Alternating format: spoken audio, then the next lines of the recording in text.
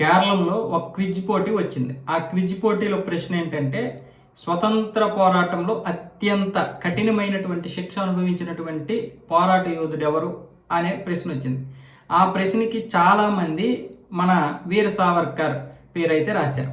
ఆయన పేరు రాయడంతో అక్కడ పినరన్ విజయన్ యొక్క వర్గం అందరూ కూడా విపరీతంగా రెచ్చిపోయారు. అలాగే కాంగ్రెస్ లో కూడా కొంతమంది రెచ్చిపోయారు. దీంతో ఏమన్నారంటే వాళ్ళు, ఈ యూడిఎఫ్ ప్రభుత్వం ఏమొచ్చేసి ఆర్ఎస్ఎస్ తోటి, సంఘ్ పరివార్ తోటి, మేము మిగతా కొంతమంది హిందుత్వవాదులతోటి కలిసిపోయింది, అందుకే ఇలాంటి జవాబులు రాపిస్తున్నారు అని చెప్పి వాళ్ళు ఒక పెద్ద దుమారం రేపారు.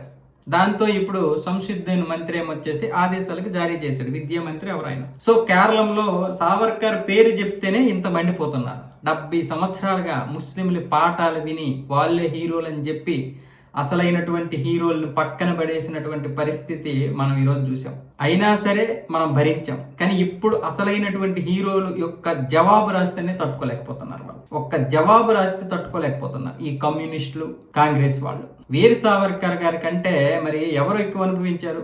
సుభాష్ చంద్రబోస్ గారు అనుభవించి ఉంటారు. ఆయన ఏం చేశారు అని, మామూలుగా ఆయన జైలుకి వెళ్ళినా, ఎక్కువ జైల్లో లేరు, తప్పించుకొని తిరిగినా ఆయన చాలా వరకు కష్టాలు అనుభవించారు. కానీ జైలు పరంగా చూస్తే సావర్కర్ 12 సంవత్సరాలు ఆయన ఉన్నారు కదా జైల్లో.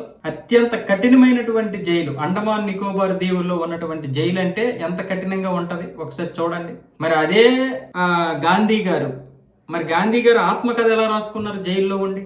ఆత్మకథ రాసుకోవాలంటే ఏం కావాలి? పెన్ను పుస్తకం కావాలి కదా. మరి పెన్ను పుస్తకం ఇచ్చి ఆయనకి ఏమొచ్చేసి మంచిగా కూర్చోబెట్టి టైంకి ఫుడ్ ఇచ్చి మీరు ఏది కావాలంటే అది రాసుకోండి అని చెప్తే ఆయన ఆత్మకథనే రాసేశారు. మరి ఆత్మకథ రాసుకున్నారంటే ఎంత స్వేచ్ఛ ఉన్నట్లు లెక్క. మరి ఇక నెహ్రూ గారి లెక్క అయితే చెప్పక్కర్లేదు. ఆయన ఇల్లే ఒక జైలుగా చేశారు, జైలునే ఆయన ఇల్లుగా చేశారు. చాలాసార్లు నెహ్రూ గారు ఏమన్నారు, నేను ఇప్పుడు అసలు స్వతంత్ర పోరాటంలో పాల్గొలేదు, గాంధీ గారు వెళ్ళారని చెప్పి నేను కూడా వెళ్ళాను, నాకు కూడా సఫరీలు చేశారు కాబట్టి నాకు జైలు ఒకటే, ఇల్లు ఒకటే అన్నారు ఆయన. మరి దాన్ని మనం కొట్టిపారేస్తామా? అంటే వాళ్ళు కఠినమైనటువంటి శిక్షలు అయితే అనుభవించలేదు కదా. మరి అండమాన్ నికోబార్ దీవుల్లో 12 సంవత్సరాలు ఆయన ఉంటే ఆయన ఏమొచ్చేసి దేశద్రోహం చేశాడు, హిందువుల్ని మోసం చేశాడని కూడా చాలా మంది మరొక వర్గం ఏమొచ్చేసి రకరకాల కామెంట్లు చేస్తూ బ్రిటిష్ వారి నుంచి పెన్షన్ కూడా పొందాడని చెప్పి ఏవేవో రాస్తున్నారు. ఇప్పుడు ఒక్క బిట్టికి సమాధానం రాసేసరికి మండిపోతుంది వీళ్ళకి. కేరళలో ఇప్పుడు ఇది ఒక పెద్ద వైరల్ అవుతుంది. ఇంత చండాలమైనటువంటి వ్యక్తులు మన దేశంలో ఉంటే ఈ 60-70 సంవత్సరాలుగా మనం చండాలన్నే మోసాం ఇప్పటి వరకు.